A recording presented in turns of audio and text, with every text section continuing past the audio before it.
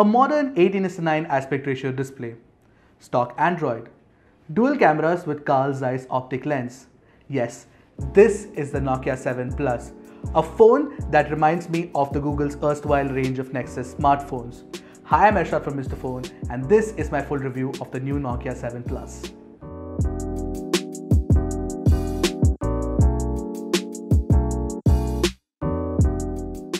Every single time I look at the Nokia 7 Plus, I can't stop gawking at the all-metal precision engineering. It looks and feels like a meticulously researched and passionately made product. The attention to detail is a feat worth a Red Dot Design Award. For example, everyone makes black-colored candy bar phones, but Nokia tries to introduce some sort of distinction with copper accents. Even the white color variant has copper accents, and it looks stunning too. The phone is also made using Series 6000 aluminum. Now, Series 6000 aluminum doesn't necessarily have a good reputation. Remember the iPhone 6 and the Bendgate fiasco? But trust me, the Nokia 7 Plus does not flex, and it is extremely rigid structurally. Although it is not all hunky-dory. During my review period, I dropped the phone once or twice. It cost a few chips and a small dent too. There is no doubt that the phone is structurally rigid, but it definitely chips easily. For what it is worth, Nokia provides a TPU case in the box. But I'd advise against using a case with the Nokia 7 Plus because it kills the look of the phone. If anything, I'd ask you to be safe with the phone and don't drop it. Let's also not forget the fact that the Nokia 7 Plus is a big phone. It has a 5.99-inch display and the bezels on the sides are bigger than most phones with an 18:9 aspect ratio display. But trust me, that's okay. Primarily because you get a wider phone which feels a lot like a phone with a regular 16:9 display in the hand. This, along with the ceramic coating and the gently curved edges on the rear, the phone gets stuck to your hand and doesn't drop easily. Moreover, the corners are rounded off nicely so they don't dig into your palm when you're using the phone. Even the 183-gram weight of the phone is evenly distributed. You will definitely not feel the weight when using it. The power button and the volume rocker, which are both placed on the right edge of the phone, are pretty tactile.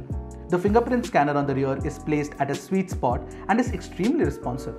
It is probably one of my favorite fingerprint scanners by far. Nokia has also included a Type-C port at the bottom and a headphone jack on the top. Praise the Lord. The speakers are at the bottom edge too. The one word that comes to my mind when I think of the Nokia 7 Plus's design is classy.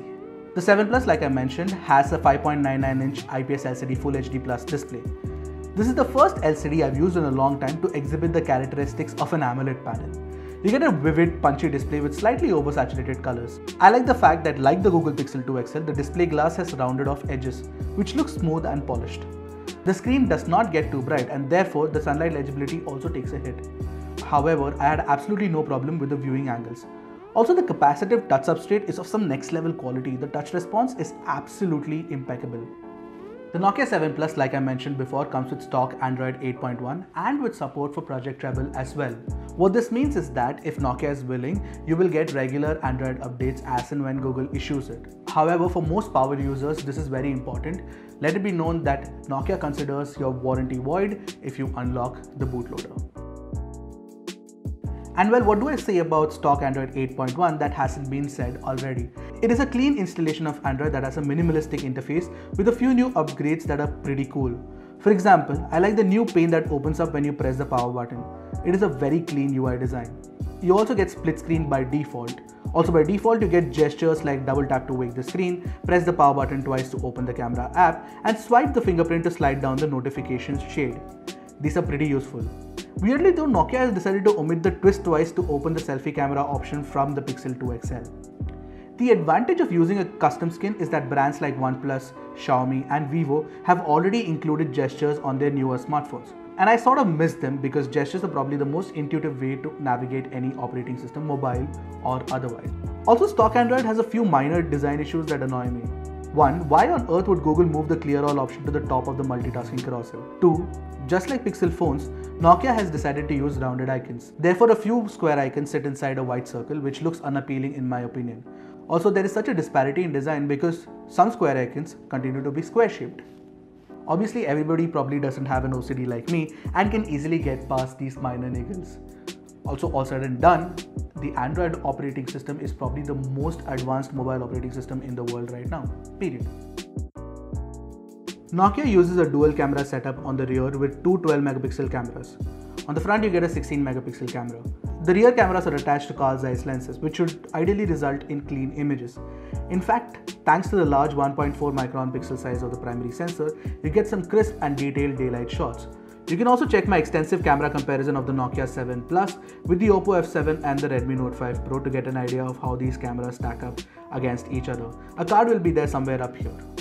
The Nokia 7 Plus's camera algorithm suffers from a white balance issue. More often than not, I ended up with really warm images. On the flip side, you get details across the length and the breadth of the images with very few soft areas. The algorithm doesn't rely on software-based smoothing or sharpening to enhance the images, and I really like that. But note this, the camera is slightly slow to focus, and if you're trying to capture action shots, you're going to end up with blurred images. I like the Pro mode on the Nokia 7 Plus. It is easy to use and offers you a lot of control. Unfortunately though, you cannot shoot raw images despite the presence of a Pro mode. The low light performance of the Nokia 7 Plus's rear camera is surprisingly good too. Thanks to the f/1.75 aperture of the camera, you can capture a good amount of light as well. While there is a little bit of noise, it is manageable, and the resulting image more often than not offers a good dynamic range. As for the video recording, the 7 Plus can shoot 4K footage. However, only the 1080p footage is electronically stabilized with the support of gyroscope. And boy, the stabilization is so darn good. It is as good as any optically stabilized footage, and that is saying something. Even the quality is good across the board with great control over colors and exposure. The 16 megapixel front camera can take great selfies in any lighting conditions and is almost as good as phones from Oppo and Vivo. You can also use the dual mode to capture an image using both the front and the rear camera both at once. Nokia used to call this bothi, now it doesn't do so anymore, thankfully. The Nokia 7 Plus is the first phone in India to come with a Snapdragon 660 SoC. It is supported by 4 GB of RAM and 64 GB of internal storage with the ability to expand further using a microSD card. I benchmarked the Snapdragon 660 and it is way more powerful than the Helio P60 on the Oppo F7. As far as super mid-range processors go, the SD660 is definitely the most powerful SoC out there. I ran Antutu and got a score of 138,214, and in GFX Bench's T-Rex test, the 7 Plus threw up a score of 47 FPS. These are honestly flagship grade numbers, and it is mostly because the 660 uses Cryo cores. This processor coupled with pure Android OS, you get a blazing fast phone that never gives up. From multitasking to heavy gaming, the Nokia 7 Plus is a very powerful phone. I absolutely love devouring hours of PUBG on max settings on the Nokia 7 Plus. All this power does cause the phone to warm up slightly when playing games for a long duration. Moving on to the audio performance, the bottom-firing speakers can get adequately loud and they don't sound tinny either. But the sound quality through headphones is average at best. While the bundled in-ear earphones are made of metal and feel sturdy, they don't sound very good. But I'm glad Nokia at least decided to bundle earphones in the first place. I tried my pair of reference earphones and the Nokia 7 Plus couldn't drive it properly. As far as the quality of the sound from earpiece goes, it's fine and could have been cleaner in my opinion. I still prefer Motorola, Samsung and Huawei phones for their earpiece quality. During my testing period, I was on Airtel and I had no problem connecting to 4G all the time. Coming to the massive 3800 mAh battery inside the Nokia 7 Plus. Obviously, it lasts very long. If you're not a heavy user, you can easily squeeze a day and a half worth of usage from this battery. I got an average screen on time of at least 5 hours, and that is with me playing PUBG for about an hour, 1.5 hours on social media, 2 hours of calls, 2 hours of music playback, running a few benchmark tests, and more. Oh, and let's not forget the Nokia 7 Plus supports Quick Charge 3.0 fast charging, and the bundled charger can charge it from 0 to 100 in around an hour and 45 minutes, which is pretty fast for a battery of this size. Do note that the phone does heat up while charging, and I advise against using it when connected to a charger. A lot of people have a perception that the Nokia 7 Plus is an expensive phone at Rs 26,000. But I'd vehemently disagree. The Nokia 7 Plus is the perfect amalgamation of great software and powerful hardware. It is a polished smartphone experience that you cannot find in many smartphones in the same price range, barring the Nokia 8. Now the Nokia 8 is available for around Rs 27,000 and it has a Snapdragon 835 SoC, which actually makes it a really good deal. Having said that, the Nokia 7 Plus has a new 18:9 aspect ratio display and a better design in my opinion. It is a smartphone made for 2018. If you're looking for another alternative in the same price range, the Oppo F7 is definitely a good device.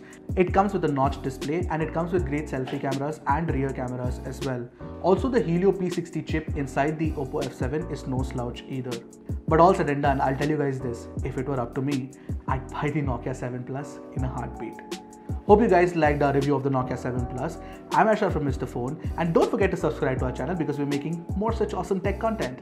Goodbye.